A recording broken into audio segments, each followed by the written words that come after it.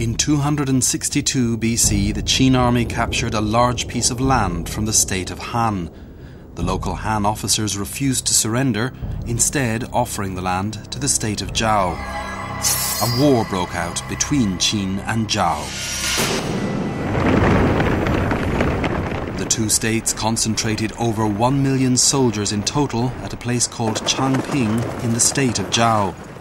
A great war was about to explode. It was the biggest battle in ancient military history. This battle would decide the political setup in the period of the Warring States.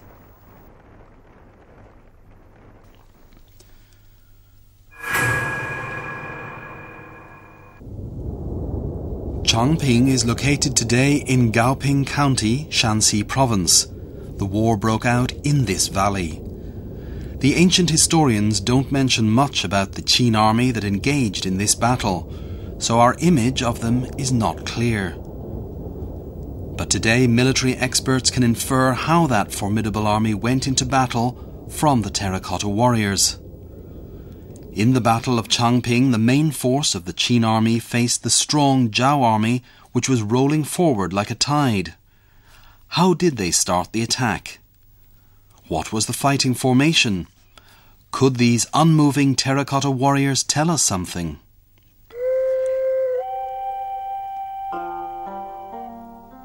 In the forefront of the main force of the terracotta warriors stand 3 lines of soldiers.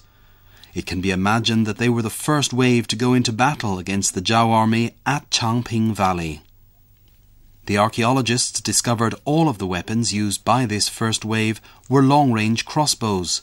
The crossbowmen were divided into 3 lines and directly faced hundreds of thousands of Zhao soldiers who were rolling towards them.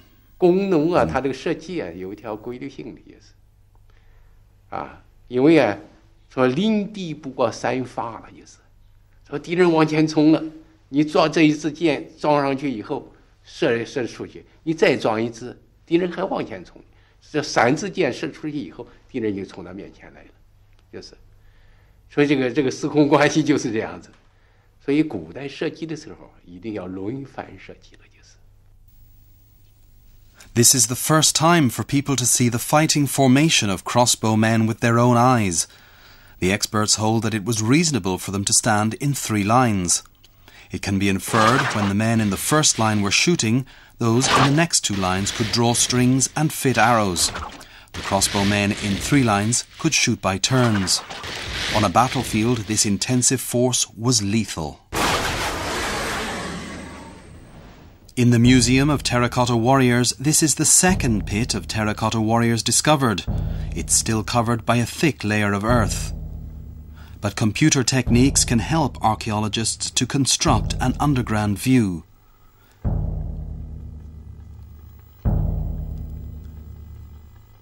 An independent crossbow unit was standing under the earth. The men in the front line were shooting. Those in the rear lines were squatting, getting ready to shoot. They must have moved up and down in coordination. This was obviously a moment of fighting by the crossbowmen. Nearly 2,000 years after the Qin army, the Europeans organized firelocks in a similar way. It was most likely the Qin army that created this classical successive shooting method.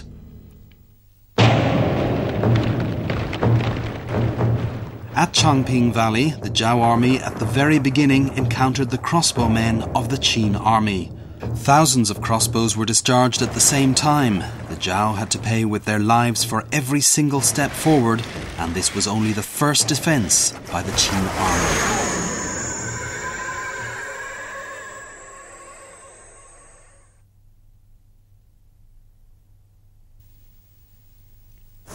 Since the discovery of the terracotta warriors in 1974, archaeological work has never stopped. The archaeologists found traces of a 6.3-metre long spear handle. A complete spear was nearly 7 metres long with its spearhead on. Such a long weapon was very heavy to hold. How could Qin warriors fight in battle with them? 这个长矛超过了人的身高的3倍，一个超过人身高3倍的长矛就如同一个人扛了一长竹竿进一胡同都掉不了头的，是很危险的。If it was used for man-to-man fighting, it would be impossible to fight freely with a 7-meter-long spear. But in ancient Greece, Alexander's army was noted for its 7.2-meter-long spears. The square array made up with long spears was invincible. Experts think that there must have been a similar square array with long spears in the Qin infantry.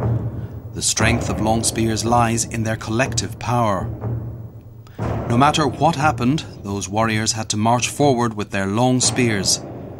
The warriors in the front lines fell down, those in the rear lines had to fill up to keep the square array unchanged. It can be imagined that the warriors had to undergo strict training in order to turn several thousand men into a square fortress-like array. 方阵在古代冷兵器时代往前走是所向披靡的，如同一座山一座城整个过来了。Because of the nature of the weapon and its mode of operation, spears were the strongest anti-personnel force in the arms of the infantry. The huge impact force caused by spears and the square array was irresistible in a fierce battle.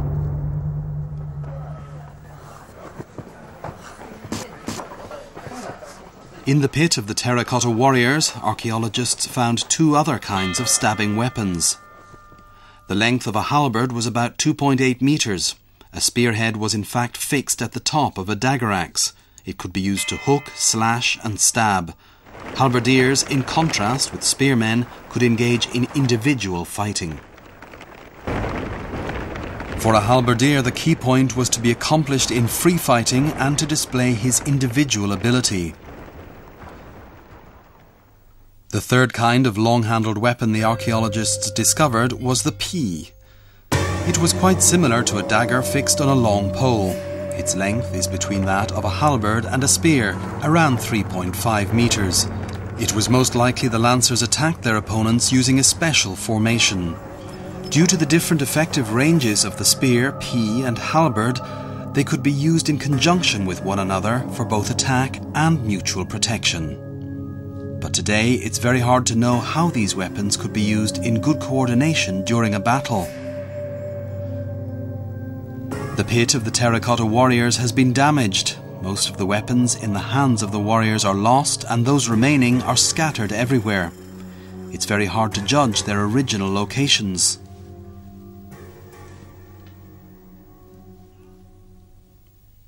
Despite this, military experts found a good example of the coordination of military operations in the pit of the Terracotta warriors. Amongst the crossbow men with light packs, this warrior in armour was very special. He had a stabbing weapon similar to a spear in his hand.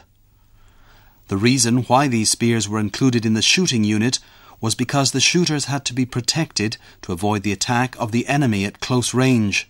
From these details, the specialization and the coordination of military operations must have been quite advanced.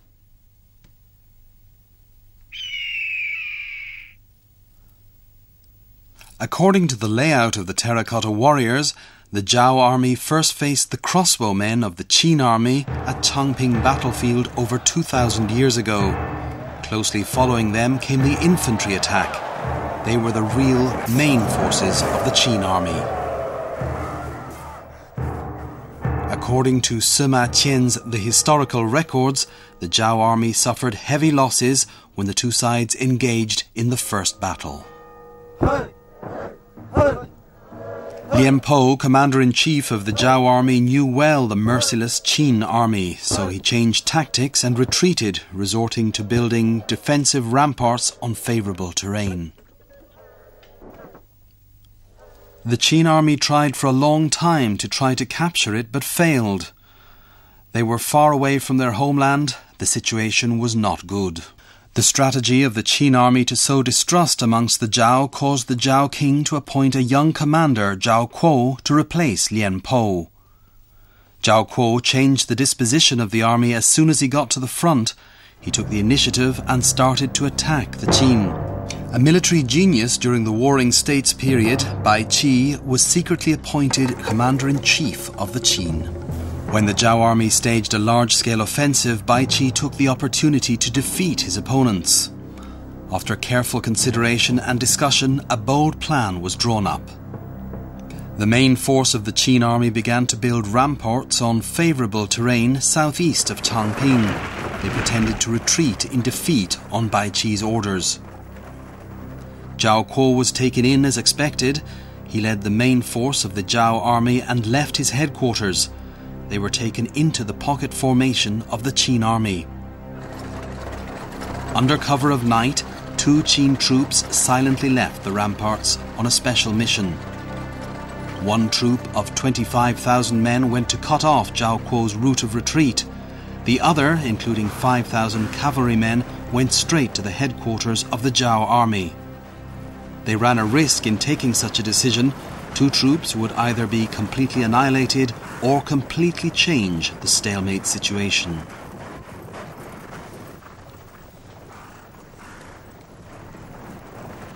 This river once cut the Changping Valley into 2 parts, and it still runs now. The Qin army, which outflanked the Zhao army in those days, crossed over this river. But the military experts have been puzzled by those 2 Qin troops.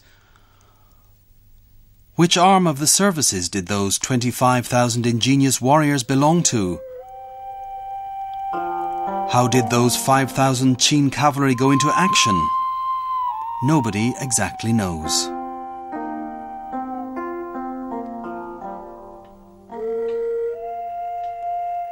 Over 2,000 years later, the archaeologists discovered the battle steed of the Qin army in the pit of the Terracotta warriors. The experts measured the height of more than 100 battle steeds. Amazingly, they found all the horses were 133 centimeters tall.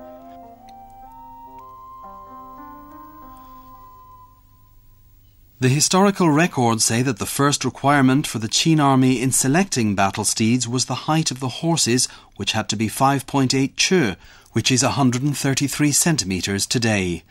It appears the Qin army was strict in selecting battle horses. 那书上也有所记载，说骑马是良的最好了，好到什么程度呢？说探前绝后，说前蹄子往前一拔就探前了。后蹄子往后一蹬就绝后了，说探前绝后，蹄间二寻者不可胜所也。有前蹄子和后蹄子中间一纵一丈六，一纵一丈六，说这样的马多得很了，就是，说都说不清的。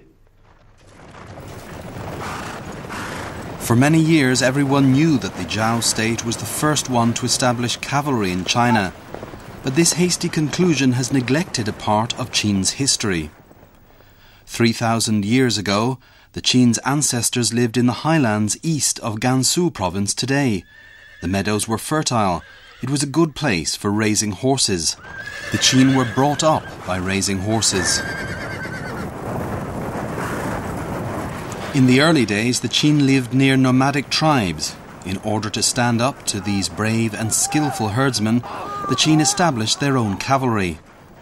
This could be the earliest cavalry in China. But where were the knights of Qin state?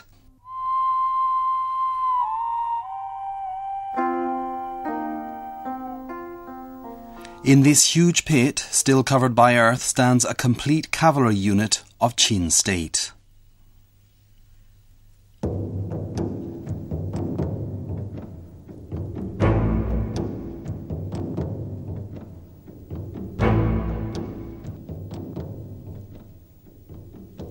The knights of Qin were slim in stature, simply dressed with unique leather caps tightly fastened under their chins. The experts found that the saddle of the Qin army was far more advanced than that of the Zhao cavalry in the early days. Both sides of the saddle were raised, and it had some features of a modern saddle. But a most important discovery was that there were still no stirrups for the Qin cavalry.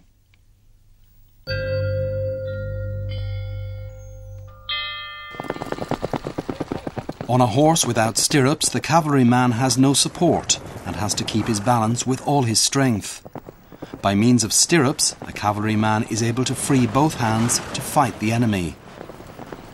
How could the Qin cavalry go into battle without stirrups? The experts didn't find any spears or sabres fit for fighting on horseback in the cavalry column in the excavation. Instead, they found arrowheads and long-range weapons such as crossbows. To their surprise, the cavalrymen of the Qin army were fighting on horseback with crossbows. That was really beyond their expectations. In front of them was the image of the cavalrymen in their early stage.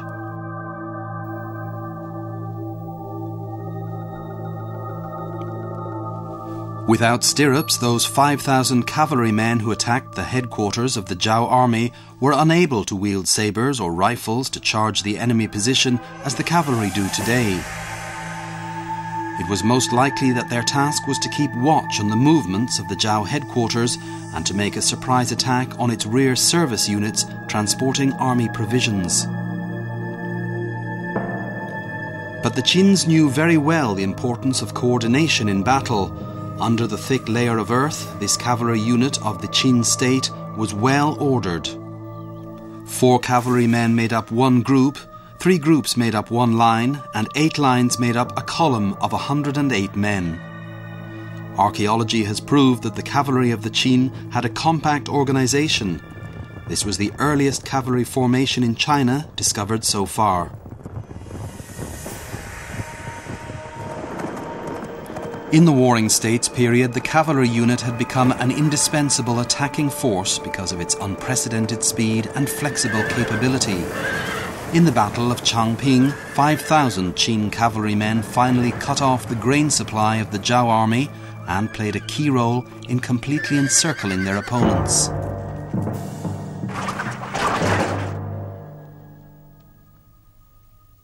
This is Sanjun village in Gaoping County, Shanxi province.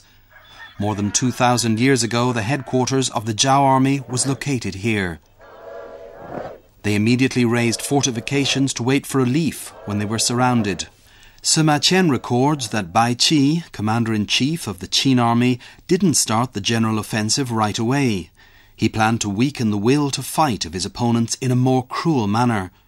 Bai Qi encircled the Zhao army without fighting.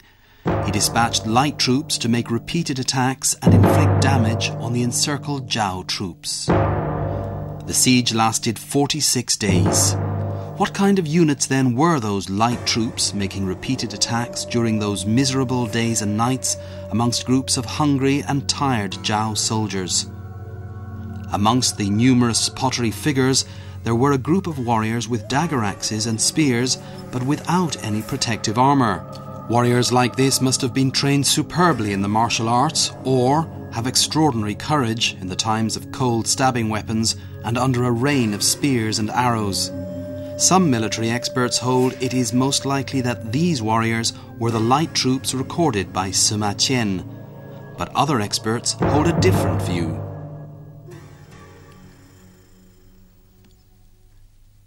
In the second pit of terracotta warriors, archaeologists discovered numerous traces of chariots beside the cavalry units, but the experts were surprised at the results of the survey. In the times of the Qin state, the coordination between chariots and infantry was the typical mode of operation.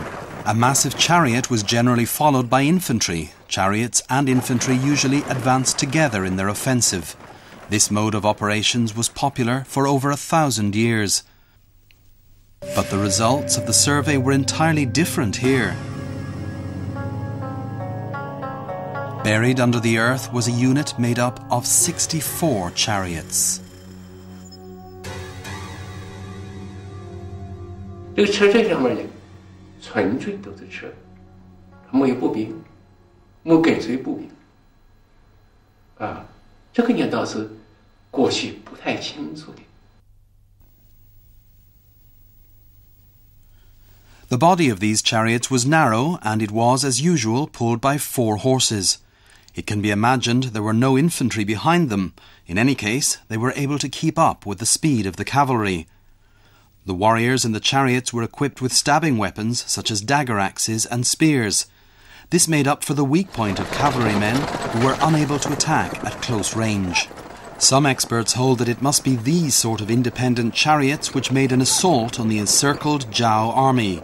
They were the light troops, consisting of 25,000 warriors, who had cut the Zhao army into two parts. It was most likely that they had this sort of chariot unit. When the news that the main force of the Zhao army was encircled in Changping was passed to Xianyang, the Qin king was very excited, as he had been anxious. He himself went to the front immediately.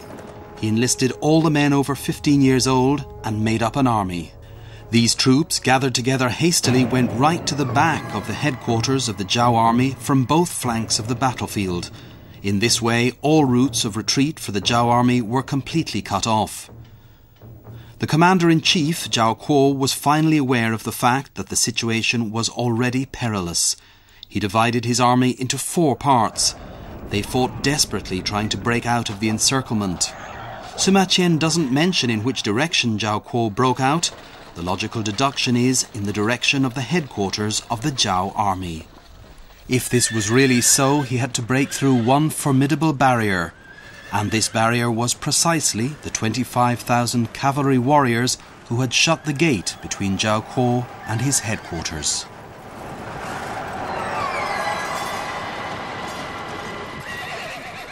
It can be imagined that a fierce battle took place around the whole encirclement. If the Qin army had failed to stand up to the desperate breakthrough of the Zhao, the outcome of that battle would have been rewritten. At that moment, nothing could be more effective than the elaborately organized military formation and the bravery of the warriors.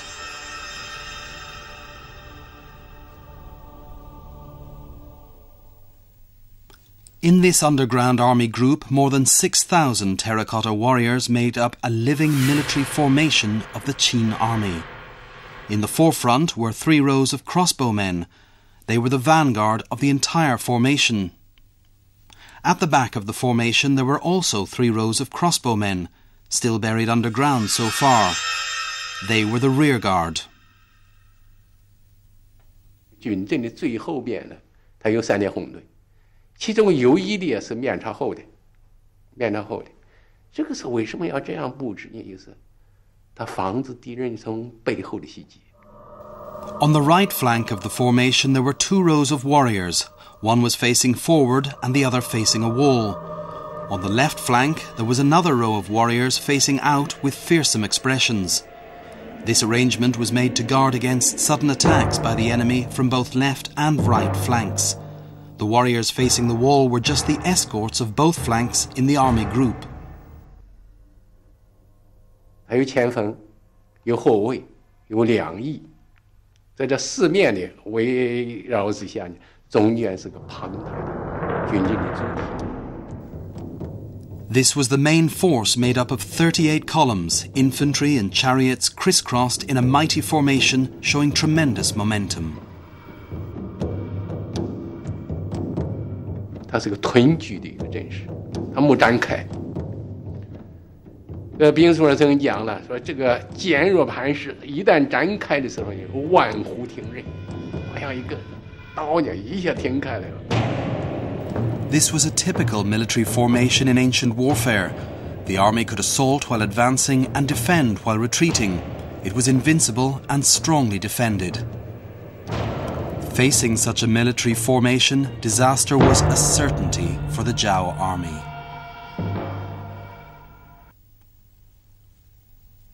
This village is called Baiqi Po. It's said that it was the headquarters of Commander-in-Chief Baiqi in those years. How did Baiqi, as the supreme commander, manage to control his massive army formation? The total armed forces of the Qin engaged in the Battle of Changping amounted to more than 500,000 warriors.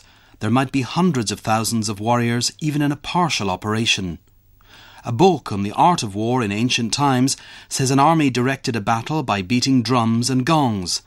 The archaeologists actually found these instruments as expected in the commanding chariots. Unfortunately, the drums made of leather had decomposed, but the big bronze bell remained.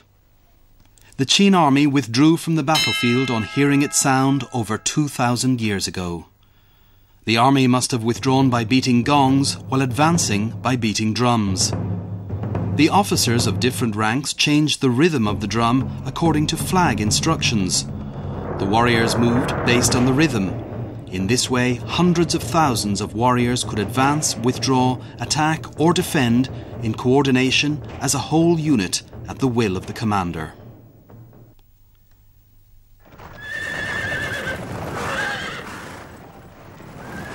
At Chongping battlefield, the war had entered a fierce and terrible phase.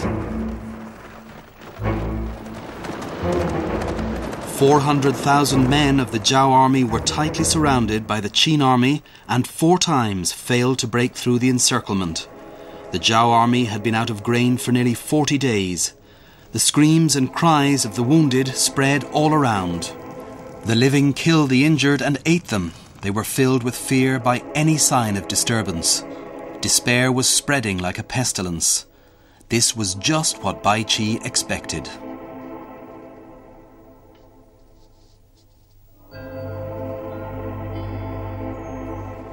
There is a village called Weichang in the valley of Gaoping. That was most likely the place where the men of the Zhao army were surrounded. Zhao Kuo, in despair, selected some crack troops to get ready for the final combat.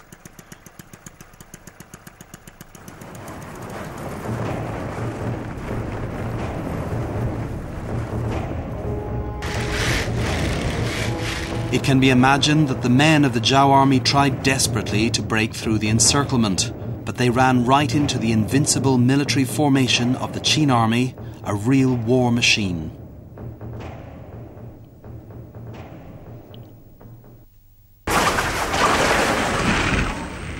10,000 arrows were shot at once, and the men of Zhao fell down one after another. Zhao Kuo, commander-in-chief, was shot dead during the last attempt to break through the encirclement. With the remaining warriors still suffering from shock, the army formation made up of bronze dagger axes and spears was pressing onwards like a moving wall. The despairing Zhao army was finally and completely destroyed by the Qin.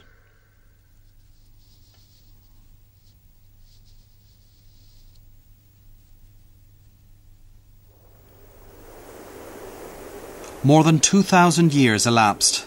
The fierce battle of those days became Sima Qian's simple description in his historical records. 400,000 men of the Zhao army who had surrendered to Qin were all buried alive by Bai Qi.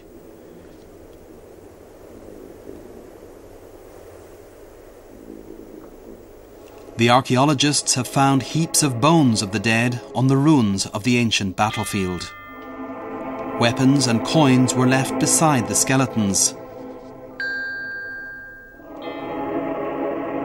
This was the most tragic and terrible battle in the history of ancient warfare.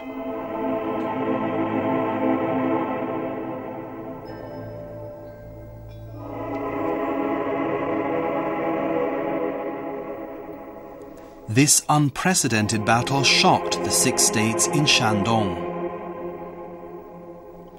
The Zhao state was unable to rise after this defeat, and the kings of the other states were unable to stop the Qin's march to unify China.